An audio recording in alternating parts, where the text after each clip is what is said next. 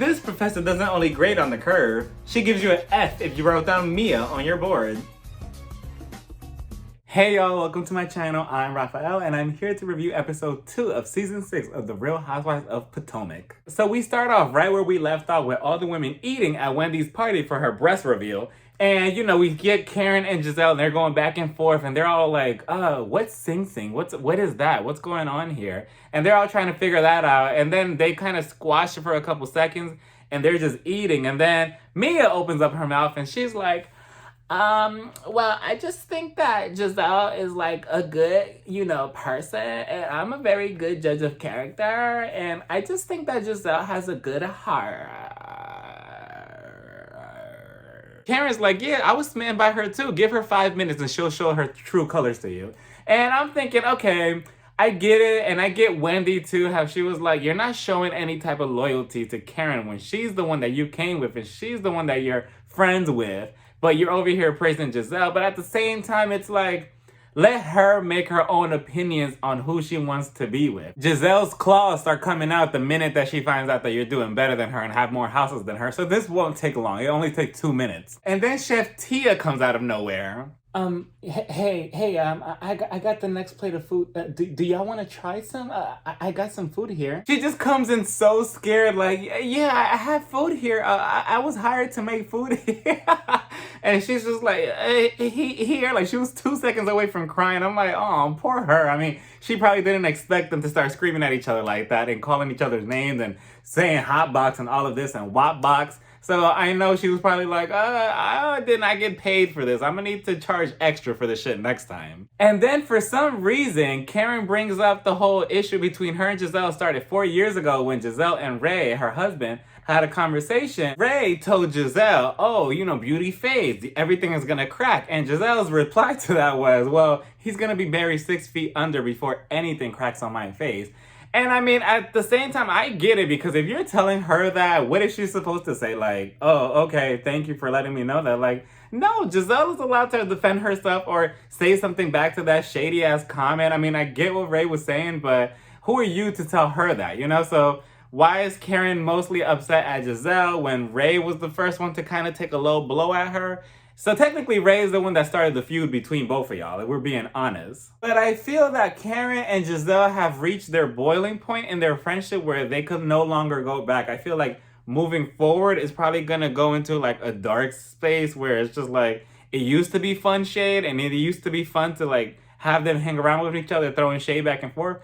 But now it's kind of like, oh, y'all throwing daggers at each other, and it's not fun anymore. It's kind of like, oh, let's see who could hurt each other's feelings sincerely the most. Wendy jumps in, and she's trying to defend Karen, like, okay, leave Karen alone. We're taking too many low blows here. And Robin's wondering, where's this coming from? Karen didn't want you last year. She wanted no part of you or your friendship or who you were, and she kept saying, oh, I don't know who she really is. I completely forgot that Karen and Wendy didn't start off as besties last season. So I kind of understand Robin, but Wendy's just trying to be neutral. But at the same time, we know that Wendy is going to go against Giselle later on in the season. And of course, because Robin is trying to question Wendy, like, we're not ganging up on her. I don't know what you're talking about. Of course, Karen is just, Karen just looks over and it's like, so anyways, I'm the one that's getting married. When are you getting married again? And Robin's like, summer, spring, February, 2 months from now. Robin says, oh, after COVID. Robin, that wedding is not happening. Whether before COVID, after COVID, during COVID, it's not happening. And Karen is like, well, okay, well, I'm walking down a real aisle in a real wedding, in a real relationship. Notice how Robin never says anything when Karen lights her ass up. And Giselle says, oh, so now you're saying that Robin's not in a real relationship. And she's like, no, that's just my reality. That's just me. But we all know it. That wedding is not happening. It's just all poof and a dream. Wendy breaks the tension again and says, okay, so anyway, we're gonna go right back to me and we're gonna talk about my body. And then she reveals to us that she did get her ass done. And I'm wondering, was she gonna reveal that in the first place, or was it because Mia was being very honest with her surgeries that she just came out with it? Or did she sincerely just wanted to do it on her own terms? I mean, I don't know. It doesn't really matter. I mean, I get it, Wendy, but it's just like, who cares, She gives everybody a breast cupcake and she's like, lick my nipple. Now suck my nipple. Now bite my nipple. Do it now. I'm like, ooh. I'm like, oh, the way they were biting into it looked a little painful, even though it was just a cupcake, but still. So then all the women finally get up and they're like, okay, thank you for coming, blah, blah, blah. And Mia's over there with Robin and Giselle, and she's like, do you want to like exchange numbers? I mean, we could be like besties now. And Wendy finds that a little fake. And I'm like, Wendy, why does it matter? Who cares? This is not your friendship. Like, it's Karen. If Karen is okay with it and she doesn't care and she's not calling anything out, then, or she's gonna find something out later on of Mia, then let them have their own little situation. But for you to be getting in between them and like, I think it's fake that she's taking down Giselle's number when she's Karen's friend. Like, who cares? Mia is a grown-ass woman. She could do whatever she wants. I just don't think that Wendy saw it for Mia at all. As soon as Mia asked her, oh, is that all you got done? Your breast? Like, anything else? Because, you know, Wendy was like, oh, well, you look like you got a lot of surgery done. And ever since then, it's just like, yeah, you just don't like the girl for no reason. I'm not sure why, but yeah. And then we get Mia going into her penthouse, and her penthouse was really cute. I mean, I love everything about it. I'm like, oh, it's so nice. I really like that. And I love the view of the harbor as well.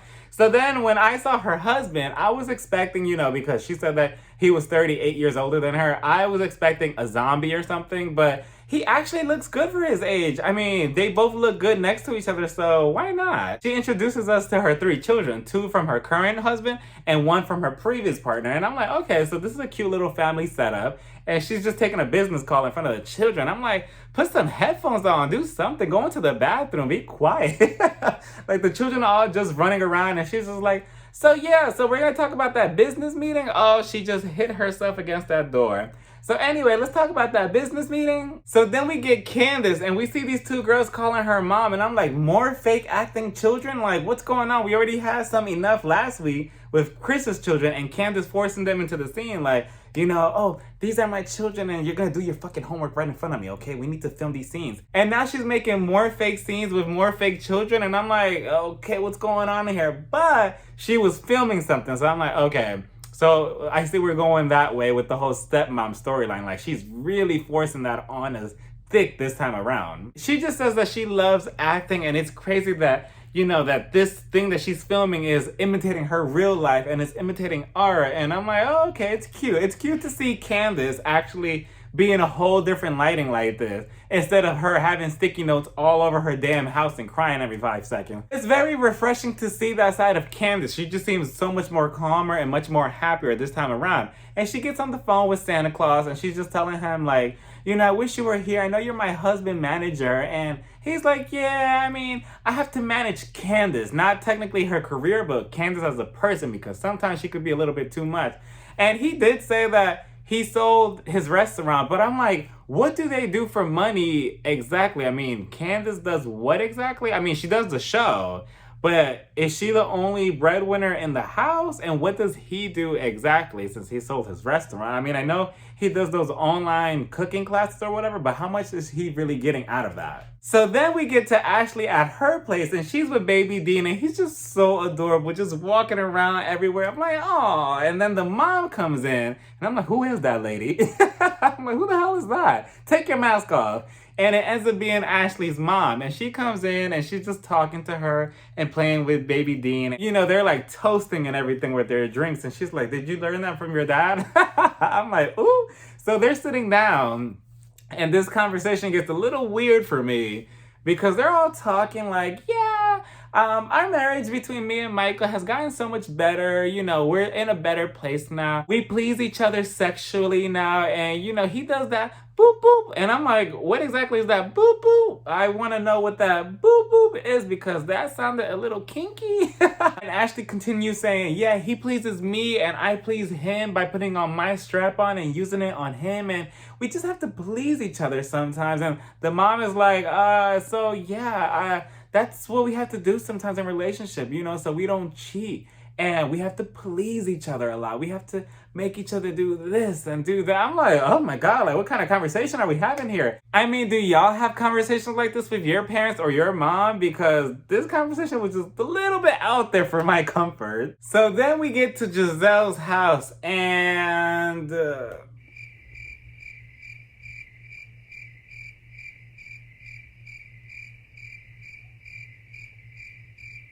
This house is very interesting looking. I mean, from the outside, it looks like a farmhouse that's about to just give in and melt into quicksand. And Giselle's so happy about it, letting Robin in, like, oh, come to my West Wing. Come to my West Wing. I live in the West Wing now.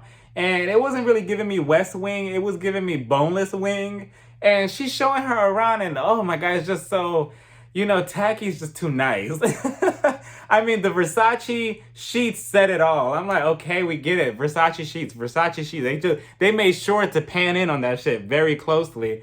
And I'm just like, oh my God, it's just so much to look at. There's that, and then there's glittery couches, glittery pillows, the chandelier lamp. I'm like, oh my God, Giselle, what is this? The Mickey Mouse Club? I mean, her closet was cute and organized. I love that there was a lot of space there, but it was just a lot going on. And I wonder if Giselle just does that on purpose at this point. I mean, that's just her brand, and we're just gonna have to live with it. From the inside, you could never tell that it looks the way it does outside, because from the outside, it looks weird. It's like this huge box, and then it's connected to this rectangle. I'm like, what kind of build a Lego house is this? And I mean, I give her credit from the inside, it looking nice, at least. I mean, I like the way everything is shaped inside, but from the outside, damn, I mean, you could add some color or paint something, grow some flowers. I mean, make an apple tree, do something. Then Giselle is telling Robin that, yeah, I don't think me and Jamal are really gonna work out. I'm like, anybody could have told you that. I mean, everybody told you that last season and you still don't get it, but okay. So she's like, yeah, he just kind of lives in the phone. And even that, girl, he does not live in your phone specifically. I mean, he can't even FaceTime you, so he's definitely not in your phone. He's probably not even on your Instagram likes, let alone your phone. And Giselle says that she does not think that she's gonna be around Karen unless Karen apologizes.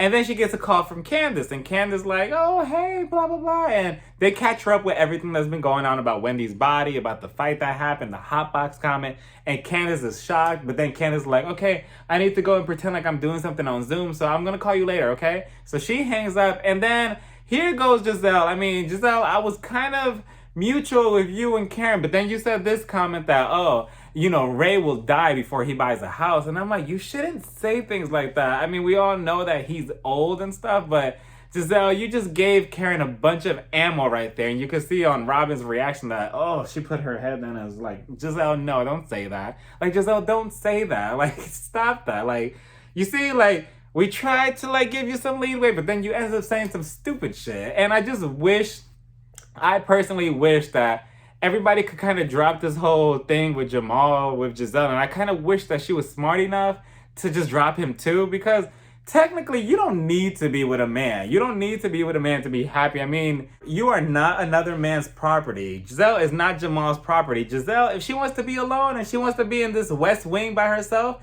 then let her be. That's all we continue to look down on her on, saying, oh, you don't have a man, you don't have a man, you don't have a man. I get it that she kind of talks shit sometimes about other people's marriages when she has nobody, but at the same time, maybe she just doesn't want to be with anybody. Who knows? And then we get Karen, her vibrating pillows, and Ray, and they're fixing up the bed. And every time I see Ray doing something like this, I'm like, oh, please just go sit down and have some coffee before you break your back.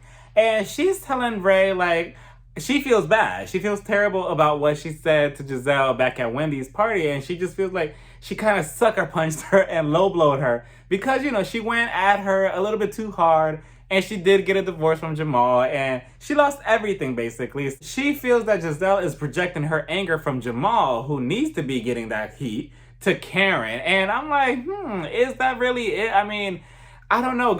Giselle always seems so calm talking to Jamal. And again, like I said, I wish that Giselle could just cut Jamal off completely and just start this whole new storyline of you dating possibly new suitors. You know what I'm saying? Like, I would love to see Giselle date everybody else instead of just always sticking with this clown who makes you look like a clown on TV. Karen wants to throw this love party and everybody's invited. They could bring their significant other, or they could just bring themselves if they don't have anybody, aka Giselle. And Ray's like, yeah, I think that's a good idea. You're extending an olive branch and you're trying to make things right. And I'm like, but at this point, it's like, Karen, like, once you say something and you spit something out, like, there is no going back from that. Giselle doesn't have to forgive you, and vice versa. You don't have to forgive her either. And I don't know. Giselle says that, yeah, I'll be around her if Karen apologizes.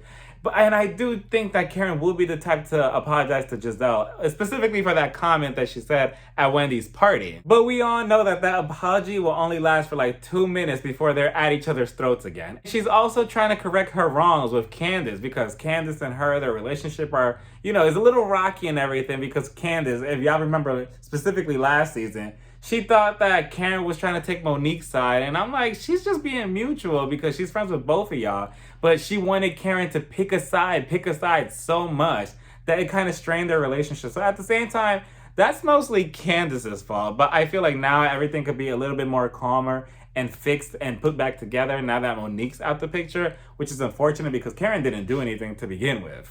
And then we get to Wendy and her family, and her sister and her mom are also there, and they're all sitting down having dinner. And the mom is like, look, I'm gonna put my breasts on layaway, and I kind of want to get them done because I saw what you got done and I want them done too. So I'm putting them on layaway or a payment plan or something. But either way, you are gonna pay for them, and you're gonna have till December or else I'm suing you. And I'm like, I don't know how I felt about that. I mean, Wendy's mom, she rubbed me the wrong way last season when she was telling Wendy, like, no, you need to stay doing this, and you need to do this, and you need to do this. I just feel like her motivation for everything that her daughters do, specifically Wendy, because that's the relationship we see, is that it has to be money motivated. It can't be happiness. It can't be anything else. Like, it has to be money. Like, if you're not making money, then you're a disappointment to me. And I don't know, she just comes off a little bit too greedy, especially seeing her wear all those designers and everything.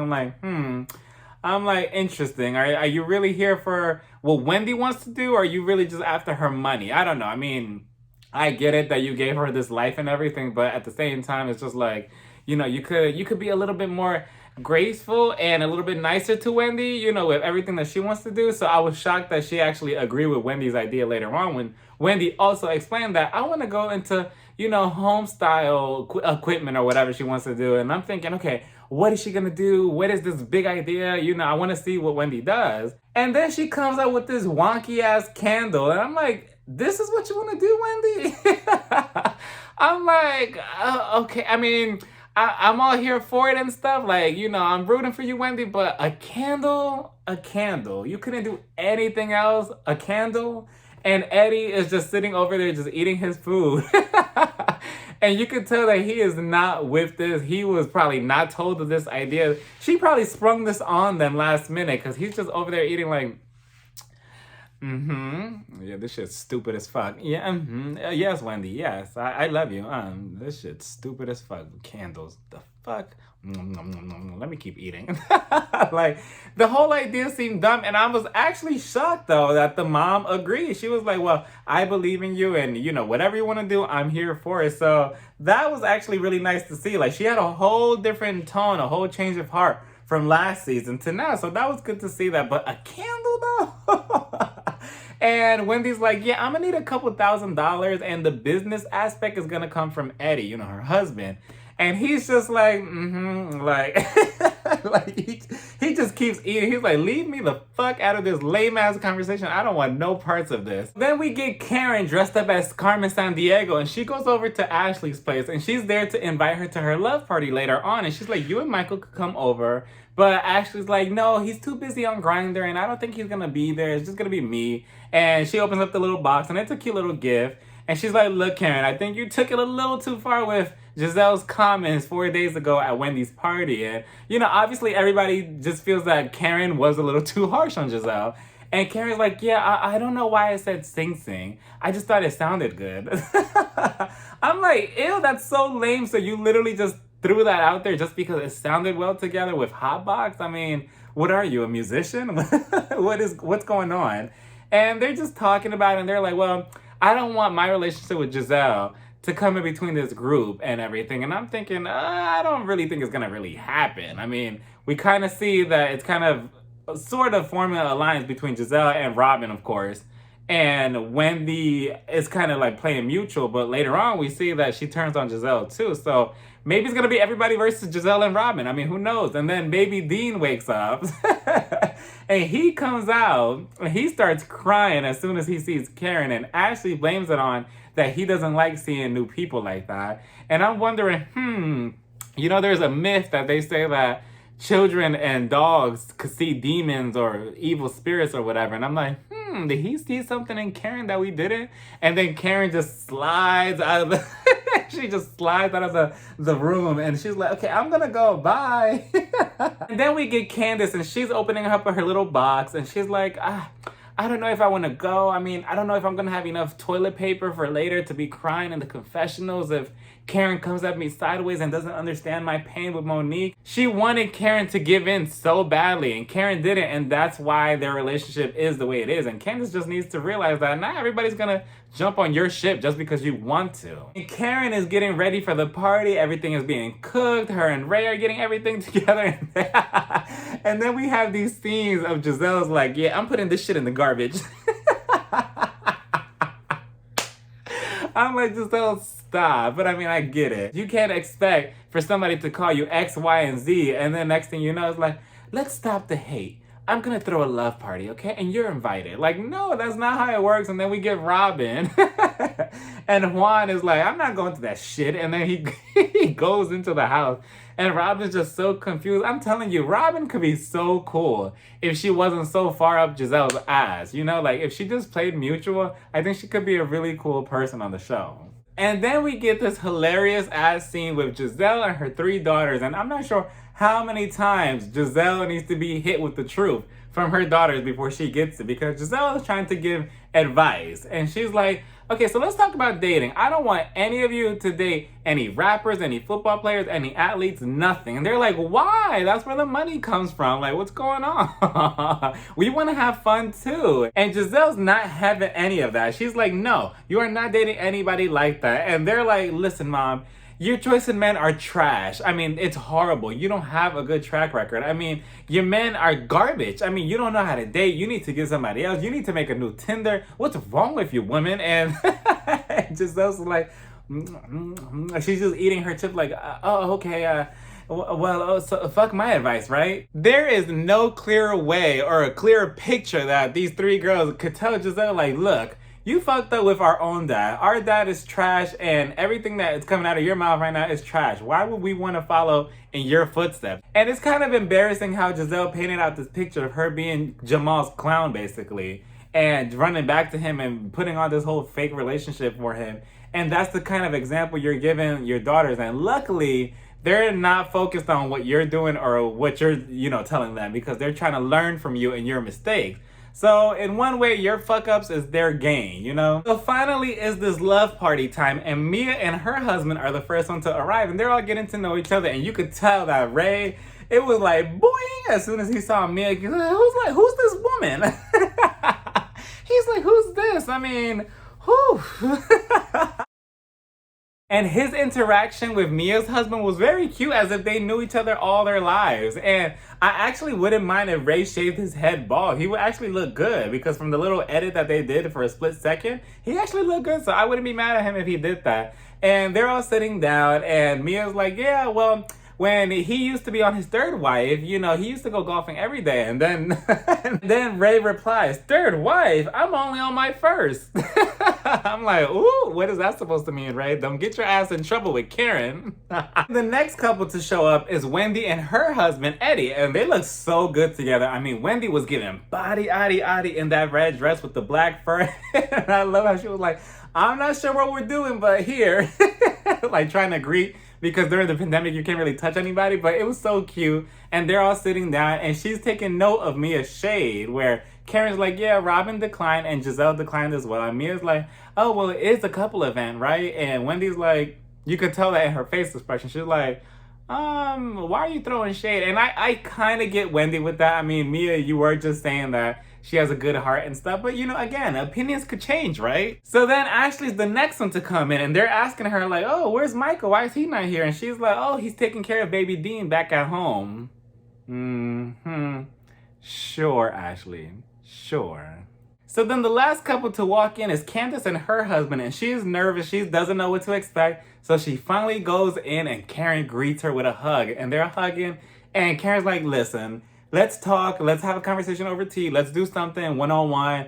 And Candace is like, yeah, come over next week and you can see my house. I'm still recovering from the wounds on my back. No, not from Monique, from the backstabbing of you taking her side. And I just can't bear it. But I'm just warning you now. There might still be a little bit, a lot sticky notes in the room, and it's just, you need to be aware. I'm still healing, okay? I really enjoy that Candace was the bigger person and said, yeah, I'm down for this, because she could have easily turned it down and said, you know what? I'm not doing this. I'm not going forward with Karen. She betrayed me. That's that. So I really like to see Karen's softer side like this. I mean, it's good that she's opening up, and it's not going to be easy, but at least she's willing to put herself out there. So this is where things start getting a little interesting, because all the women sit down, they're all talking, discussing, and eventually the conversation about Giselle comes up and what happened between her and Karen. And Candace was like, yeah, what happened between y'all? Like, what's going on here? And then Mia puts her 2 cents in, and she's like, well, we all know that Karen's the boss. She's the star and everything. And Wendy's like, wait, so what's going on now? Like, you just said that she had a good heart and she was a good person not too long ago, and what's going on now? And Mia replies and says, well, I mean, that was before I knew that she wished death on somebody. That's just wrong. I mean, I did not know that before I said that comment, so, now it's a whole different story. And it's understandable. And Wendy, it's also understandable that she's also calling it out too, because obviously Wendy was there at her own party when Mia said those words to Giselle, like, oh, you're such a great person, you have a good heart. So if I was Wendy, yeah, I would side-eye you too, but I mean, I wouldn't make it a big-ass fucking deal. I mean, if Karen doesn't have a problem, like Mia said, then why are you upset about it? Why should anybody be upset about it if Karen doesn't have a problem with it at all? And then Wendy says, well, what you're not gonna do is you're not gonna come for us, because we're not coming at you. And Mia's like, well, I'm not coming for you. Like, what's going on here? And then Wendy's like, get your hand out of my face. And she's like, well, my hand is in your face. What are you gonna do about it? And Wendy's like, she looks over at Candace and Ashley, and I'm like, you just let Mia punk you. I mean, don't put your hand in my face if you're not gonna do anything or say anything after that, Wendy. Like, you're just a sitting duck at that point. And Mia's like, yeah, I'm just done talking to you. And they kind of just break the ice with like, you don't want to do that. You don't want to say, because those are the magic words. Don't put your hand in my face. And Wendy's like, you know what? I'm calm now. I'm not going to react to this. I got my own body. I got this. I got a husband. I don't know. It was coming off a little bit weird, Wendy. I mean, everybody keeps calling her insecure online, and I'm just like, I can see traces of it, because I'm not sure why Mia is getting under her skin so badly. And the fact that she got up and was like, I have this body and it jiggles and everything. I'm like, are you trying to convince us? Or are you trying to convince yourself that you're happy with what you have? I mean, you're a beautiful woman, so I'm not sure what's going on here. Are you upset that she's new to the group and they like her, or you just want to be the only newbie in the group? Like, what's going on? So Karen diffuses the situation and is like, you know what? We're going to play a game. We're going to play a couple games. Let's all get together over there. So they get together with the husbands, and Ashley's the one calling the shots with the question. So she's asking everybody the question, and this is the one that has everybody talking. If your spouse had to be attracted and to be with somebody else in the group, who would it be? And you could tell throughout the whole entire game that Wendy kept peeking over at Eddie's board and just kept like, okay, you're writing this? Okay, I'm gonna write this. Okay, I'm gonna write. She wanted to be compatible with him so badly. I'm like, girl, like, relax. Like, it's not that serious. And then she's like, no, what are you writing here? What? Not applicable? That looks like Mia. Erase that. And I'm like, wow. But I mean, if we really take a closer look at it, because I know everybody was like, oh, Wendy made him change his mind because he wrote Mia. If you really look at it though, right here, N-A, no answer.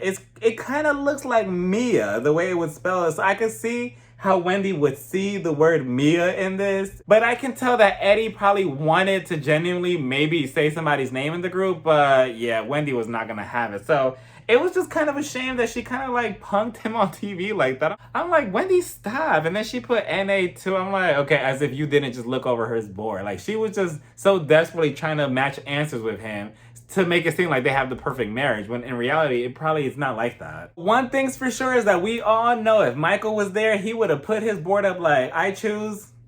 Like, I can definitely see him putting Juan up on his board. And as they continue with the game, the last question is, where did you meet? And G, which is Mia's husband, and Mia answered that they met at a strip club as a bartender. She was a bartender, and everybody was like, what? I'm not sure about that. Are you sure you weren't a stripper? I mean, and then Ashley says, well, I mean, she did get her clit done, and she has to make it clap, so I could understand why she had to get. I'm like, what does that, how does that, where's the correlation with making it clap and your clitoris. I mean, I thought making it clap was shaking your ass. What does that have to do with your clitoris? But I digress.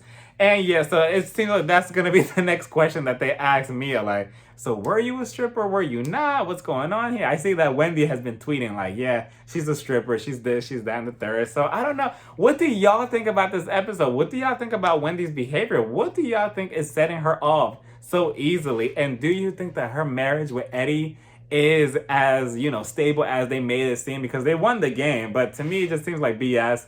And Wendy was just, again, desperate to match answers with him. If they were sitting separately, far apart from each other, they probably would not have answered the same exact things on each question, Like, Eddie probably would have said somebody else. But that's that, yo. Let me know what y'all thought about this episode in the comments. And don't forget to like, comment, and subscribe. And follow me on Instagram, Twitter, and TikTok. Bye, y'all. Mwah.